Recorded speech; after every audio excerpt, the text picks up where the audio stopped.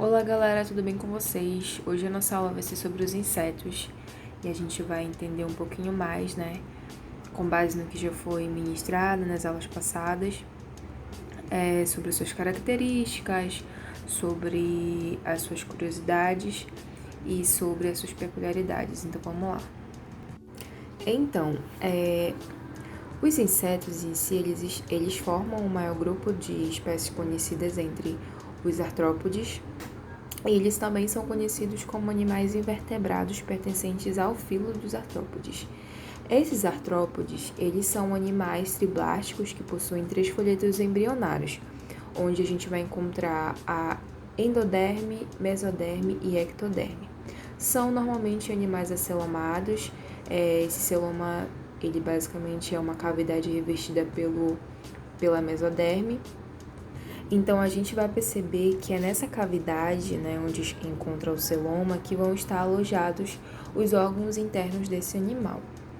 Além disso, no grupo dos artrópodes, a gente vai encontrar animais que já possuem assimetria bilateral, com o corpo segmentado, e também que vão possuir exoesqueleto. Esse exoesqueleto ele vai ser uma estrutura rígida e espessa presente em alguns seres vivos, né? E ele tem a função em si de dar uma sustentabilidade externa, a fim de dar uma proteção e um ponto de apoio, né, aos músculos de revestimento do animal.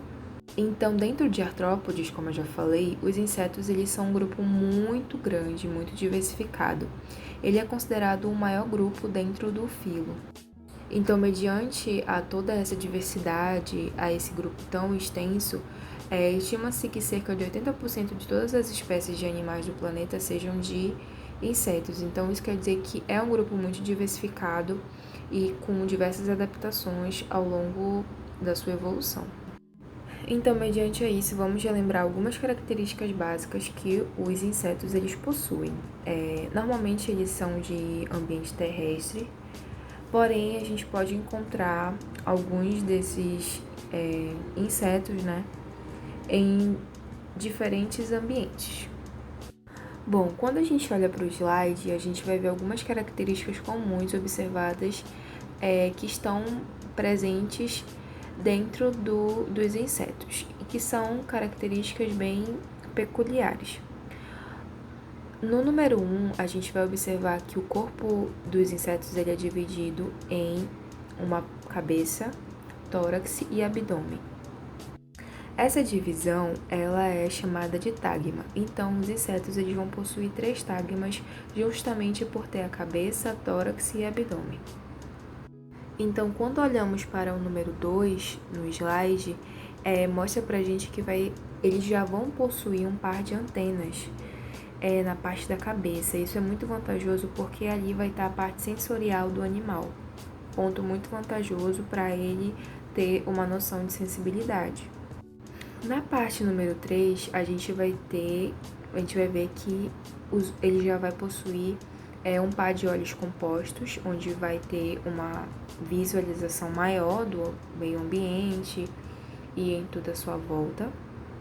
Bom, na estruturação dos insetos, a gente vê que ao longo do seu processo evolutivo, eles tiveram algumas modificações evolutivas. E a boca, normalmente, dos insetos, elas têm algumas especializações bem pontuais, justamente para ajudar, né, na parte alimentar desses insetos. Então, temos alguns exemplos, como a parte lambedora, que é da mosca, o sugador, que é a borboleta, que é também um dos grandes referenciais, né, para essa especialização.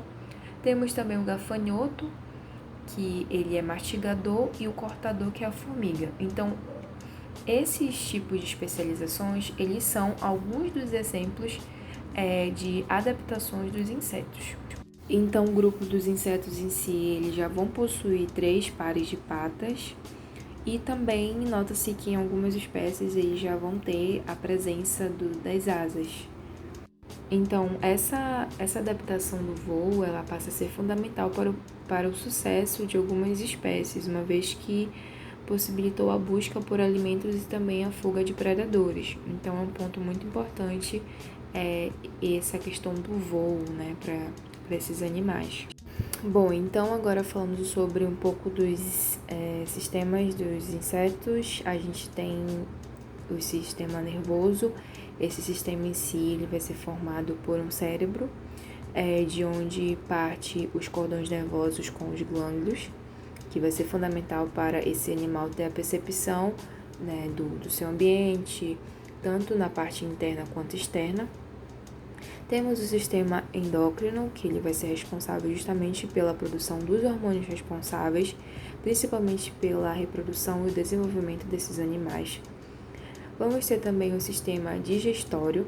Esse sistema em si ele vai ser completo, isso quer dizer que ele vai possuir uma boca e um ânus, né? E essa digestão dele vai ser extracelular. Então, nesse slide, a gente vai ter mais 3 sistemas que são característicos dos insetos. Então, nós vamos ressaltar algumas características fundamentais dentro do sistema respiratório. Esse sistema em si, ele vai ocorrer por meio das brânquias. Então, acompanhem comigo. Esse oxigênio, ele vai entrar pelos espiráculos. Esses espiráculos em si, eles vão ser revestidos por células epiteliais, né? Todo esse espiráculo vai ser revestido. Então, entra o oxigênio, esse oxigênio, ele vai passar pelo tubo traqueal, vai entrar pelos traquíolos, né? E assim eles vão até os músculos. Então, essa questão de transformação, ela precisa ser muito rápida, justamente porque eles voam, né? Então, a transformação do gás oxigênio para o gás carbônico, eles acontecem rapidamente pelos músculos, né? Por esses músculos. Então, quando há a transformação do gás oxigênio para o gás carbônico, o gás carbônico ele volta através das mesmas vias. Então, vejamos, temos o gás oxigênio passa pelos traquíolos, retornam pelos tubo traqueal e assim eles passam pelo espiráculo e é liberado na atmosfera. Eles também vão possuir o sistema circulatório. Esse sistema ele é aberto e isso quer dizer que o sangue em si ele não corre apenas no interior dos vasos. Temos o sistema excretor, que vai possuir bastante o auxílio dos túbulos de Malpinge, onde é como se os túbulos eles fossem dar o apoio no agrupamento, né, desses líquidos que vão ser compostos dentro dos insetos. E essa excreta vai ser despejada como ácido úrico, justamente por não possuir tanto essa parte líquida. Então, esses túbulos eles vão ser bastante satisfatórios nessa questão. Então, quando a gente parte para o sistema e desenvolvimento desses insetos, a gente vê que a maior parte são dioicos. Então, isso quer dizer que eles possuem sexos separados, macho e fêmea. Mas também existem alguns representantes hermafroditas que possuem os 2 sexos em um só indivíduo. Então, o desenvolvimento desses animais eles podem ser tanto direto quanto indiretos. Quando é direto, se chama ametalobos. Normalmente a gente vai encontrar isso em traças, e isso quer dizer que eles não vão ter metamorfose, que é um desenvolvimento jovem e adulto, né? Ele vai possuir, não vai ter aquela questão da metamorfose. Ele vai ser jovem e também posteriormente vai ser um adulto. Vamos observar no slide esse desenvolvimento das traças.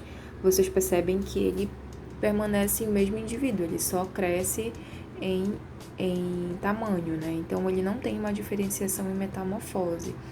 A sua estruturação basicamente vai ser bem semelhante do jovem para o adulto. Então, na parte indireta desse desenvolvimento, a gente vai ter 2 formatos, que é o hemimetalobos e o holometalobos. Quando esses animais eles passam por esse desenvolvimento indireto, como é o caso dos gafanhotos, barata, louva-a-Deus, eles têm um processo de ninfa e um processo adulto. Então, o que ocorre? Vai acontecer uma metamorfose incompleta ou gradual. E isso é bem característica desses exemplos que eu abordei. Agora, quanto à parte do desenvolvimento direto holometalobos, vai acontecer um todo, né? Uma metamorfose completa. E isso vai trazer grandes mudanças para os organismos durante o seu desenvolvimento. Isso acontece bastante com as moscas, mosquitos, besouros, borboletas, abelhas que passam por esse processo de metamorfose, seu processo realmente de modificação, porque a gente vê que tem uma larva, tem a polpa, né? Esse processo de polpa, e também tem o animal adulto. Então, ele passa por grandes modificações dentro do seu desenvolvimento. Então, mediante a isso, vamos nos questionar um pouco, né? Então, a pergunta aqui para nossa reflexão é justamente se a gente pode acabar com todos os insetos do planeta. Às vezes, pessoas têm medo de insetos, têm nojo, mas eles acabam por ser fundamentais para a vida no nosso planeta, assim como qualquer ser vivo, e eles fazem parte da teia alimentar, servindo de alimento e também alimentando-se de várias espécies. Então, eles são bem satisfatórios nessa questão. Temos outro ponto também, eles fazem bastante parte da polinização de plantas, eles são essenciais para esse processo. Então, sem os insetos, provavelmente a gente não teria tanta polinização. Um ponto muito negativo, né? Nota-se também que os insetos eles são bastante contribuintes na economia. Temos os exemplos das abelhas, que são responsáveis pela produção de mel e da cera, né?